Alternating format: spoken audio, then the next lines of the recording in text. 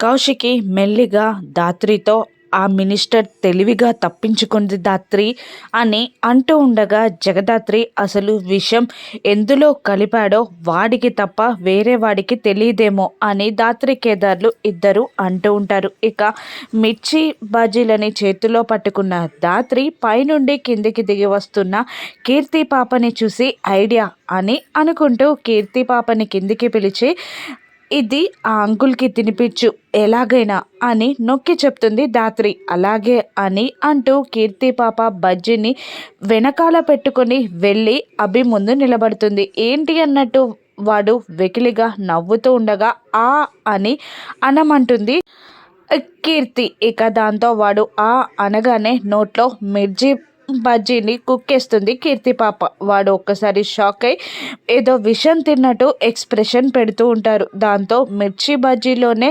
విషం ఉందని కాస్త కన్ఫర్మ్ అవుతారు జగదాత్రి, కేదార్, కౌశికి. మరోవైపు అప్పుడే బజ్జీ తిన్న భరద్వాజ్ కూడా ఊపిరాడక తిక్కమక అవుతూ ఉండగా మామయ్య గారు అంటూ సిరి వాటర్ అందిస్తూ ఉంటుంది. కానీ అభి కీర్తి పాపని ఓహో బజ్జీయా, అది నోట్లో కుక్కడం ఎందుకు, నాకు ఇస్తే నేను తింటాను కదా అని అంటూ తింటూ ఉంటాడు. దాంతో అందులో కాదు విషం, పాయసంలోనే విషం కలిపాడని కన్ఫర్మ్ చేసేసుకుంటారు ధాత్రి, కేదార్, కౌశికి. ఇక అప్పుడే నిషిక పాయసం కప్పులని పిల్లలకి ఇవ్వబోతుండగా నిషిక అని గట్టిగా అరుచుకుంటూ వెళ్ళి నిషి చేతిలో ఉన్న పాయసాన్ని కింద పడేలా చేస్తుంది జగదాత్రి. మరోవైపు ఎవరు చూడకుండానే సుధాకర్ గారు పాయసం తినేస్తారు. ఏంటే కళ్ళు కనిపించట్లేదా, పాయసం అంతా నేలపాలు చేశావు అని నిషి అంటూ ఉండగా చూసుకోలేదు అని అంటూ ఉంటుంది ధాత్రి.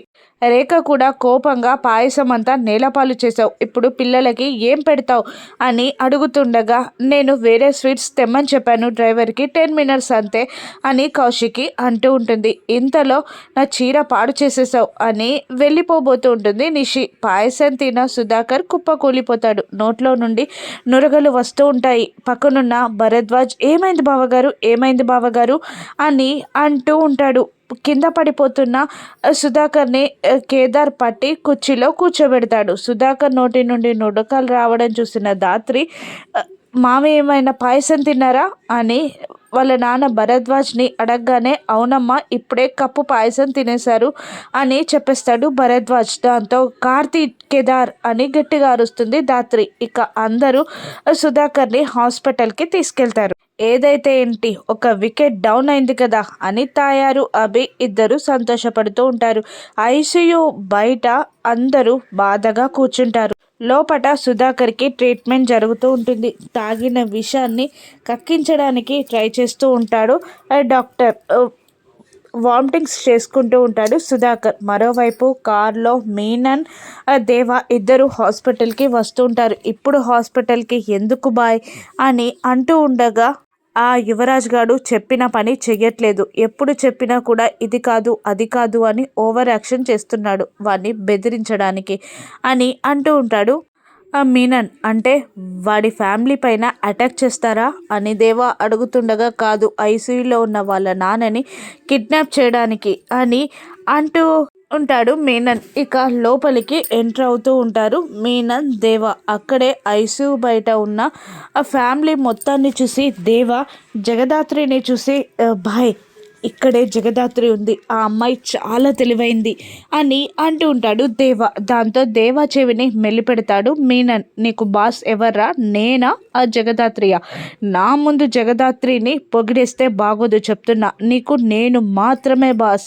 ఆ జగదాత్రి నా ముందు గడ్డి పరక, ఒక్క జేడీకి భయపడతానని అందరికీ భయపడతానా అని అంటూ ఎవరికి ఫేస్ చూపించకుండా లోపలికి వెళ్ళిపోతాడు మీనన్.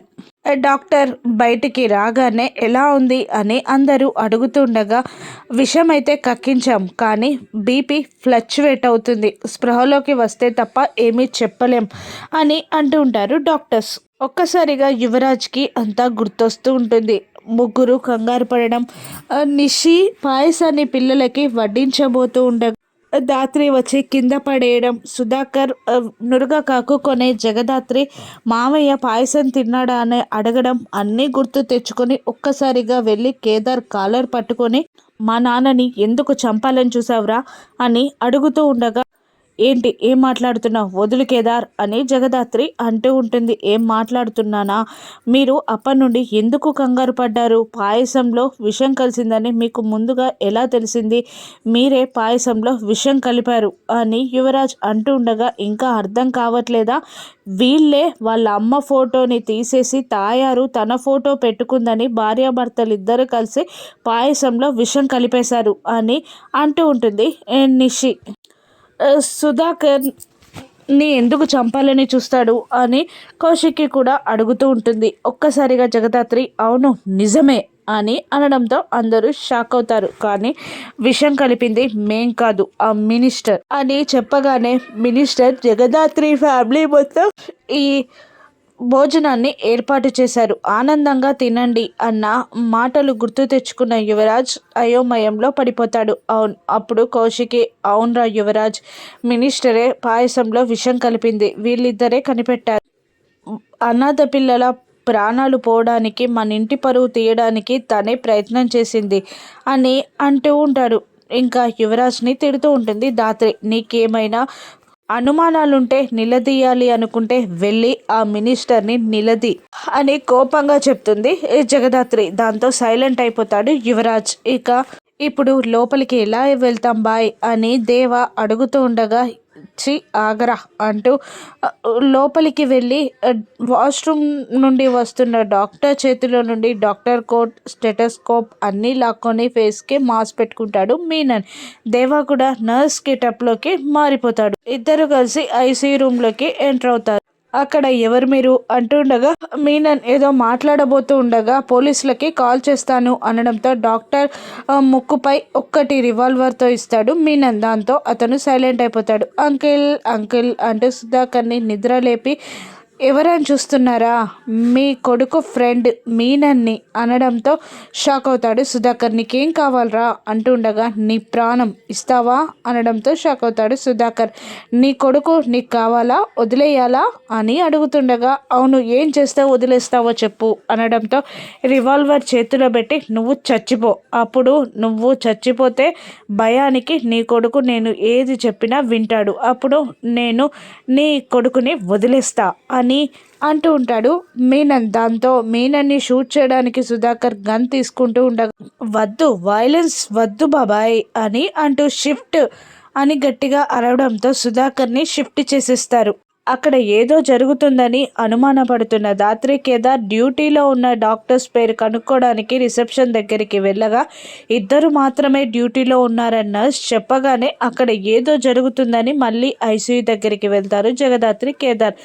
దెబ్బతో బయటికి వచ్చిన డాక్టర్ని నిలదీస్తుండగా వాళ్ళు రౌడీలు బ్యాక్ డోర్ నుండి సుధాకర్ గారిని తీసుకెళ్లారు అని చెప్పడంతో హాస్పిటల్ అంతా జల్లెడబడుతూ ఉంటారు జగదాత్రి, కేదార్, కౌశికి, నిషిక, యువరాజ్, వైజయంతి, శ్రీవల్లి, భరద్వాజ్ అందరూ. ఇక అప్పుడే సుధాకర్ని తీసుకెళ్తున్న మీనన్ జగదాత్రి కంట పడతాడు. మామయ్య అని దగ్గరికి రాబోతుండగా, వెళ్ళమ్మా వెళ్ళు అని అంటుంటాడు సుధాకర్. అయ్యో జగదాత్రి, నువ్వు చాలా తెలివైన దానివని అందరూ అంటుంటారు, కానీ నువ్వే చావును వెతుక్కుంటూ వచ్చావేంటి అని మీనన్ ఎగతాళిగా అంటుంటాడు.